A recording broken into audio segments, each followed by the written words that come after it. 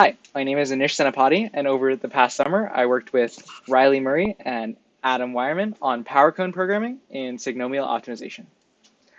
So first, let's go through some definitions. So a signomial takes a vector x in R to the n, and it returns a real number according to this formula. So it takes a linear combination of m terms that have a linear coefficient ci, and it takes linear combinations of exponentials e to the ai dotted with x. Okay, so an optimization problem is generally stated in this form. It is minimize over a general domain x, a objective function f of x, subject to constraints gi of x is less than 0. So with this optimization problem that's generally stated, we can say a signomial program is an optimization problem stated where f and gi, the objective function and the constraints, are signomial. So they're of the form that is above.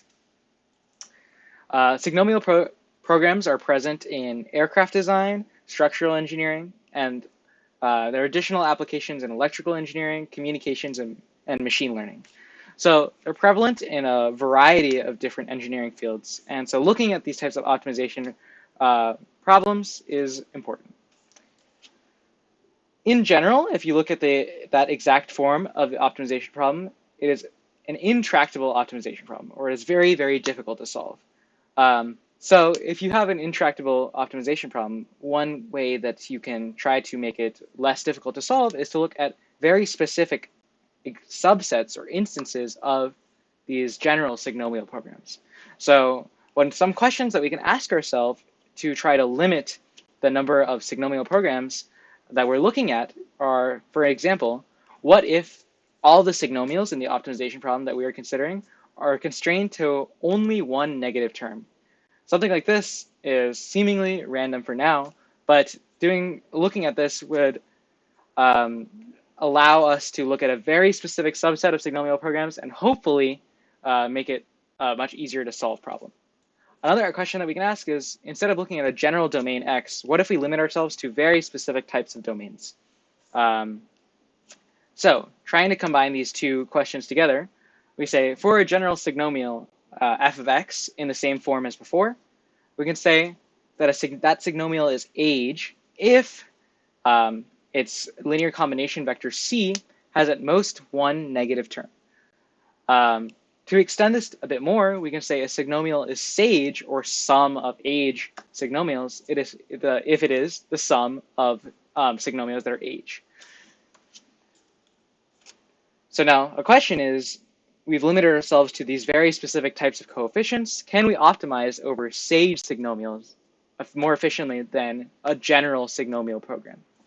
And there's a theorem by Murray, Chandrasekharan, and Wireman that says if X is a convex set, so this is did we limit ourselves from a general domain to a more specific domain? If X is a convex set or X is an RDN, then checking that F is sage and non-negative is a tractable or able to be solved problem. So a convex set means that if for any 2 points in the set, if you take the line segment in between those 2 points, all points on that line segment will be in that set. So if you look at this disk shape over here, if you take any 2 points, x1 and x2, any point on the line segment in between them will also be in that disk. A non-convex set, like on the right, is if you take, say, a point up here and a point down here, then the line segment in between them around here will not be contained in that same set. So we limit ourselves to either convex sets or the whole domain. So great. Now we know that checking this is a tractable or solvable problem. Is there any problem that can arise? And there are computational challenges with the problem of checking whether F is sage. Specifically, the optimization problem presented in the theorem is a rather unique optimization problem. So a lot of standard solvers that are used in these kind of optimization programs do not handle this very specific optimization problem extremely well. Such failures to handle are prevalent as the signomial grows in the number of terms. So as the coefficient vector increases, you see the original optimization problem, though theoretically is a valid optimization problem, starts to break down numerically or computationally. So we need to look at another approach possibly that tries to resolve this computational challenges.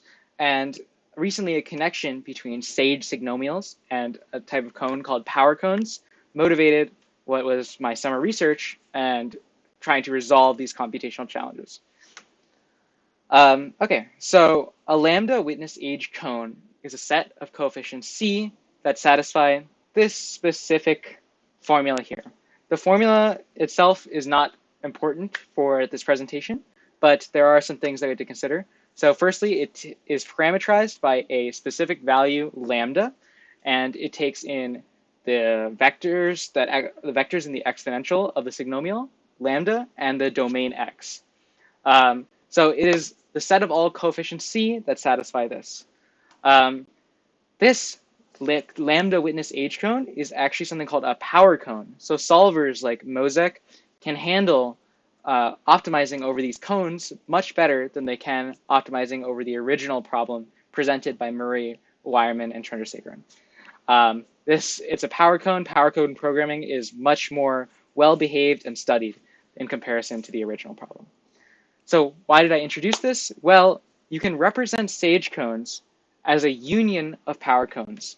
So there's a complicated set, which we're denoting lambda x, that if you take the union of all the power cones in this set, you can recover the original sage signomials. So that's good. You have this sage cone, and it's the original problem presented is hard to optimize over. And now you have these power cones that are much more standard, more easily solved by solvers like Mosek. So if you can properly optimize over these power cones, then you might resolve the numerical issues present. The problem is this complicated set lambda x is essentially unknown. Especially for a generic x, you don't know what lambda are in this set. So you need to find out which lambda to include in this representation. Okay. So the method to try to find which lambda we're trying to include is something called column generation or cut generation. This picture here shows an example of cut generation when it was traditionally used to solve linear programs. So cut generation, suppose that we are trying to look at the domain, this rectangle that I'm pointing with my mouse right here. So you can start with a bigger domain, and you can iteratively introduce cuts until you approximate the domain that you were trying to optimize over. So this is the idea of cut generation, or column generation, as it was originally called, was to look at specific columns in a matrix. But it's the same idea in either way. So this can be modified into trying to find what specific lambda we want to look at. So if you have some set lambda star, you can use a column generation algorithm to iteratively decide a new lambda, and then update the original set that you had with the new lambda that you're getting.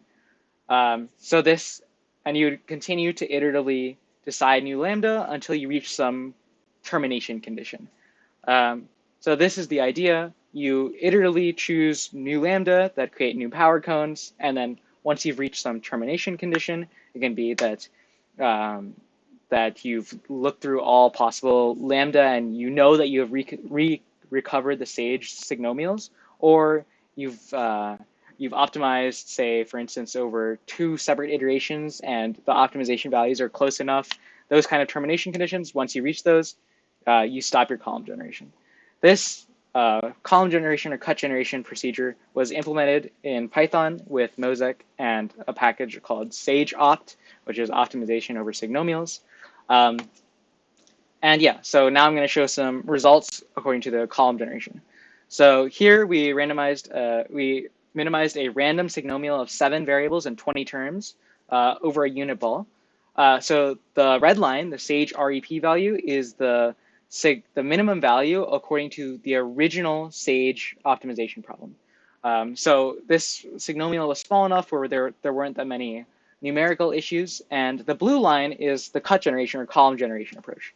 So you can see that the column generation approach here, it reaches its iterations. You keep on cutting or adding in new columns, and you're approaching the stage value until approximately 15 iterations in, you hit that expected value, that expected minimum approach, and you see almost a level of like exponential convergence to the value that you expect for this minimization problem.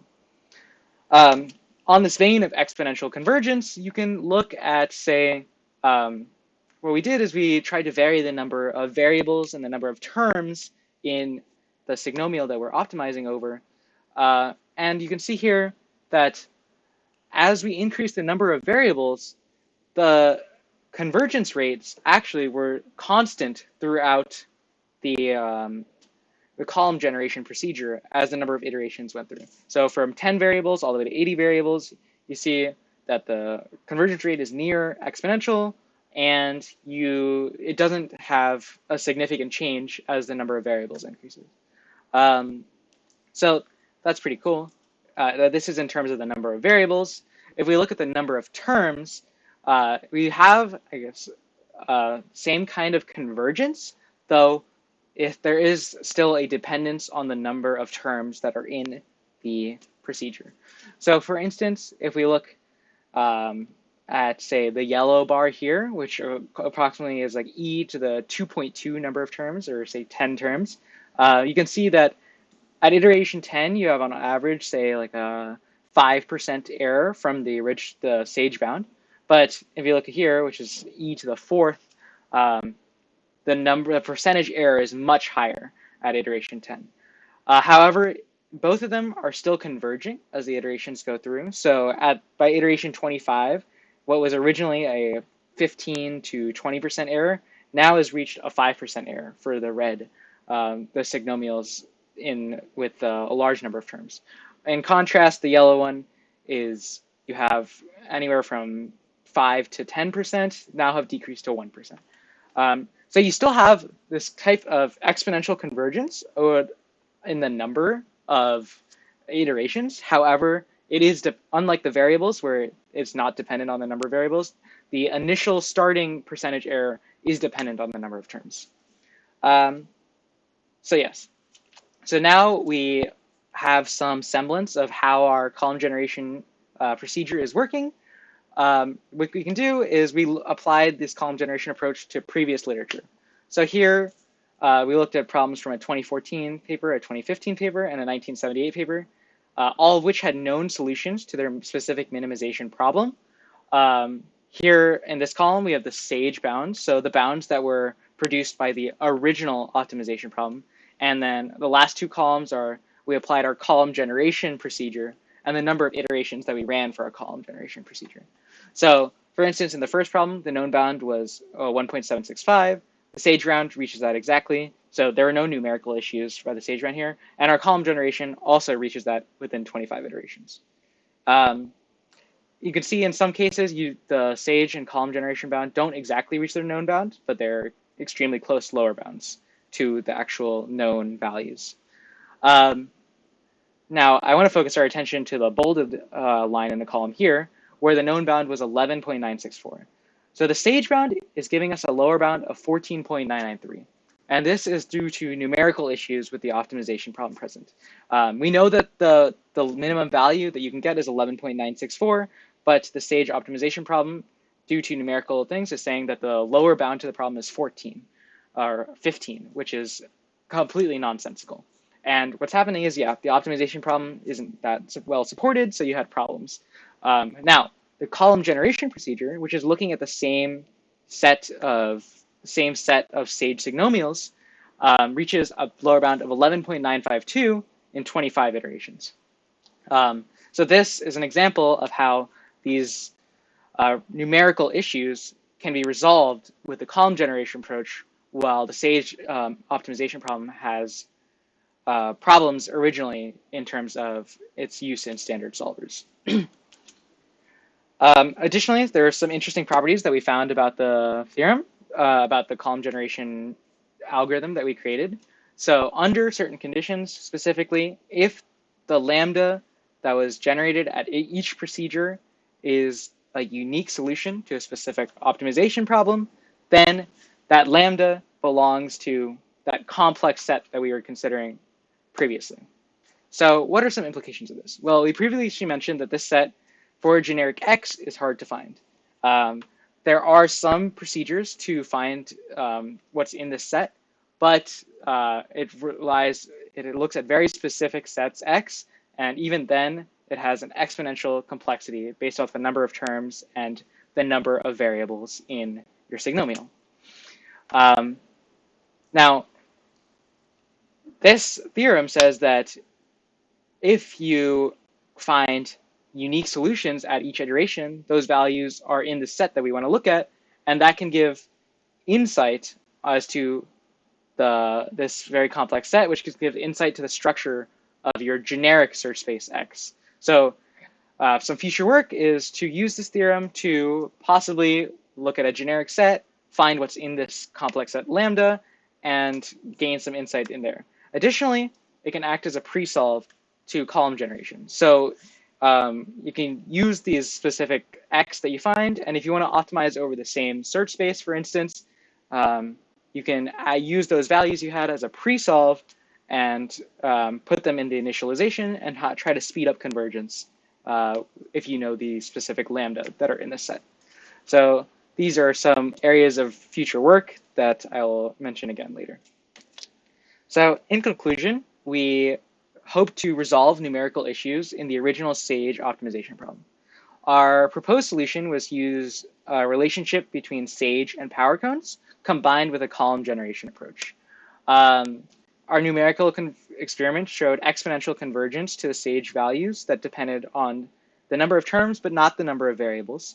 And we also found cases in previous literature, so of signomial problems in previous literature, where the SAGE bound had numerical issues, but the column generation bound didn't. And even in problems where the SAGE bound didn't have numerical issues, we saw that the column generation approach still worked very well there.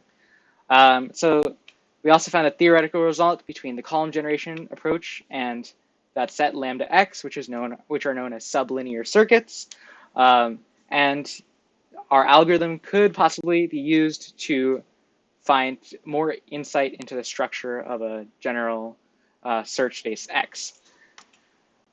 Future work that I'm working on over the school year is to apply this algorithm to more benchmark problems and possibly some current problems in signomial literature. Further work on algorithm initialization. So we talked how if you find very specific X, that could lead to speeding up in the convergence. There's also some separate work that can be done because our initialization procedure for the algorithm is rather naive right now. So looking into future work there is a line of work. And finally, we saw numerically exponential convergence to the SAGE value. Another line of approach would be formally proving that type of exponential convergence as the iterations go along. So here are some references.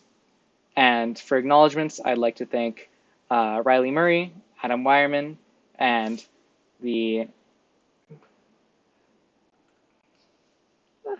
J. Weldon Green Surf Fellowship.